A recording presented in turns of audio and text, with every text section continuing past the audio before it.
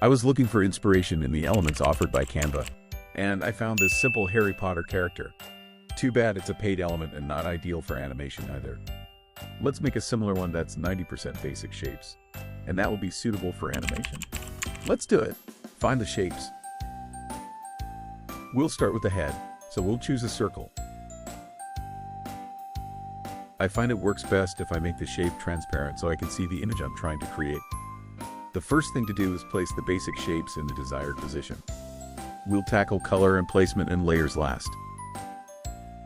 Okay, the head placement is done, so let's get the ears on. I've read a lot in the comments to slow down, so I didn't edit the character build too much, just sped it up slightly so you can see it all. The procedure is the same as with the head. We'll make the element a bit transparent and place it in the desired position. Both ears are the same, so we'll simply copy the ear element. I will be glad if you let me know in the comments what you think about this video possibly, or any of your suggestions for the video. Okay, now the eyes. Same procedure as for the ears. At this stage, you'll just be placing and adjusting elements. Once we've finished the eyes, we'll move on to the glasses using simple lines to create the glasses.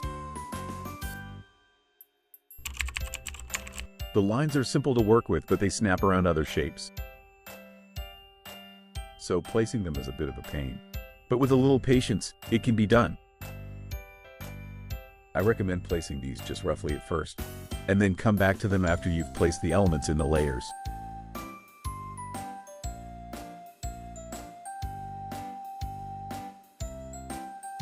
To create the curve in the middle of the glasses, change the line type to curve. This will give us another point in the middle of the line to work with.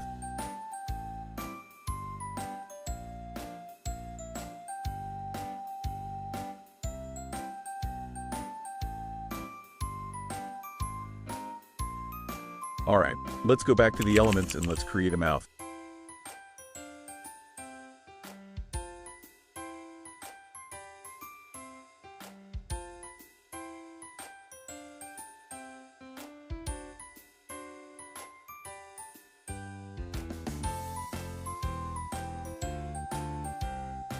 The inside of the mouth is just a circle.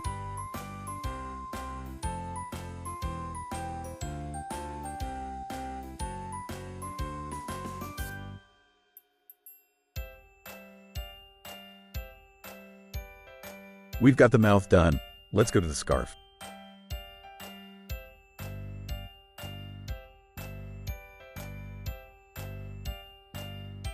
Damn it!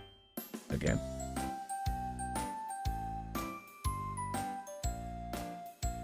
Okay, that's better. Now let's add a second color to the scarf. The procedure is still the same, so I won't comment too much. Then for the sleeves and hands, I'll show you how to make two identical pieces with different angles.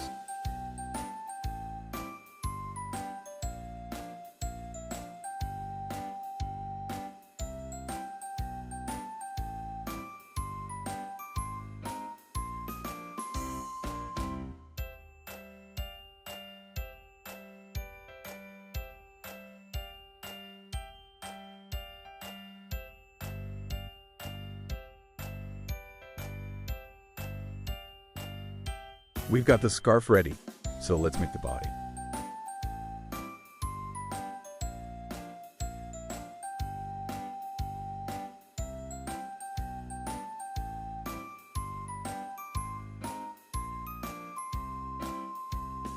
Okay, the body is done, now the legs.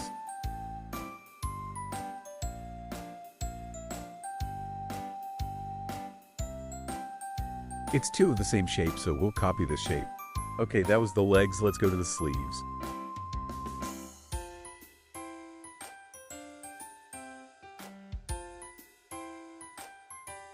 Again, two of the same shape, so we'll copy one sleeve.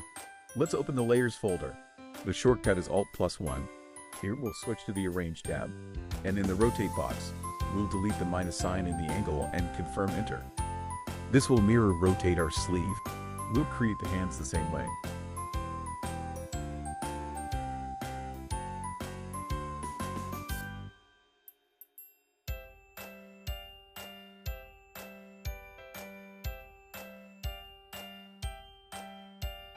Our hands are done, and now the hair. I didn't create the hair from the shapes, but used the ones already created from the Elements menu. I think this style of hair suits the look and is a bit reminiscent of a South Park character. I didn't create the lightning bolt on the forehead from the basic shapes either, but I'm sure it would work and look pretty similar. Okay, back to the shapes again. I forgot to create the eyes.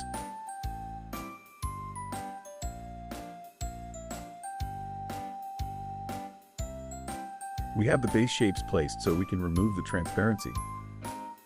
Then the character will be one big black mess. So I recommend using the Layers tab to orient it. Now we're going to choose our colors.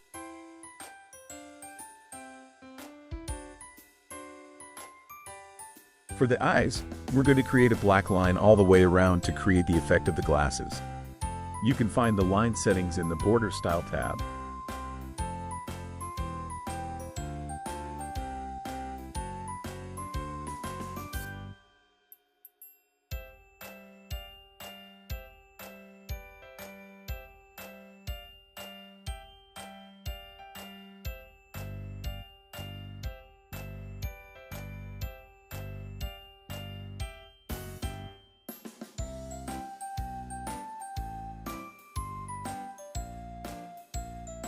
Now my body is blocking my view of the other parts, so I'm going to start getting my layers in order. If some shapes have the same color, I recommend to mark them in the layers at once using the shortcut Control plus left mouse click.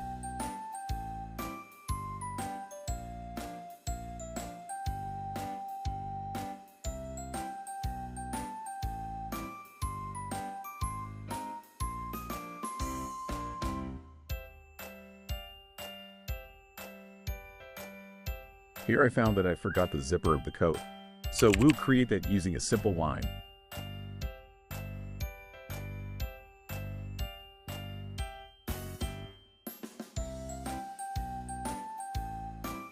When you're happy with the result, we'll create a group of all the elements and we've finished our character. That doesn't look bad at all.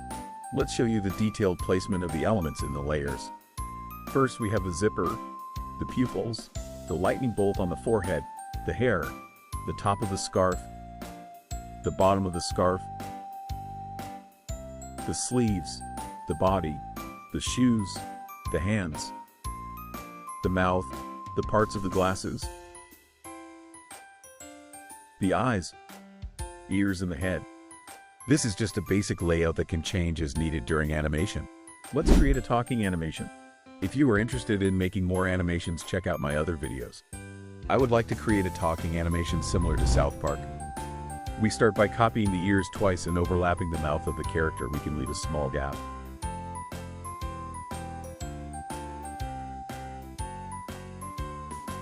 We're going to put our newly created elements in front of all the head parts in the layer settings.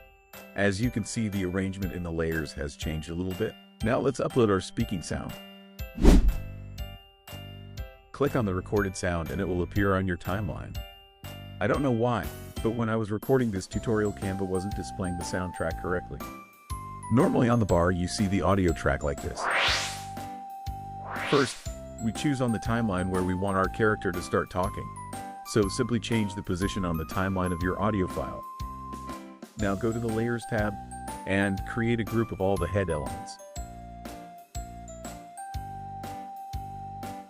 Go to the Animation tab and choose the Wiggle Animation type. Reduce the animation intensity to the smallest level possible. Yeah, that looks good. In the timing settings, you use this little arrow to spread out a group of head elements. This allows us to set the timing and animation of each element in the group separately. We'll choose the two elements that we created from the ears, and we'll choose another type of animation, this time pulse. We choose the intensity according to the speaking speed. Yeah, this looks good. This shot is sped up. I'll show you the final animation at the end. Now we'll just set the timeline according to the audio when these new elements should appear and disappear in the scene. So this is how you create a talking animation. Now I'm going to show you what to do when we want to continue animating other scenes, or for a character to stop talking so we can animate something else in the scene. Here you can see how the audio is properly displayed on the timeline. We'll start with the fact that we'd like to continue on this scene with animating something else. In the Layers tab, we'll choose a head group, and we'll copy it. We'll remove the animation from the newly created head. And we'll also remove the elements that overlap the mouth. Now we'll place the new head in front of the old head in layers. And then we'll place it in the same place. Okay, that looks good. Now we'll set the timeline for when we want the new head to appear in the scene, according to our audio. Okay, so this way you have a talking animation created with the ending in one scene. But I don't like the mouth. Maybe it would be better to create something else. Let's do it. I think we should make a simple mouth out of the line. We'll adjust the length to match the old mouth. And in the Arrange tab, set the angle to 0. Let's get the color of the original mouth. And we'll copy that. Change the color of the line. And now we'll put the new mouth in place. Maybe we'll add a curved effect.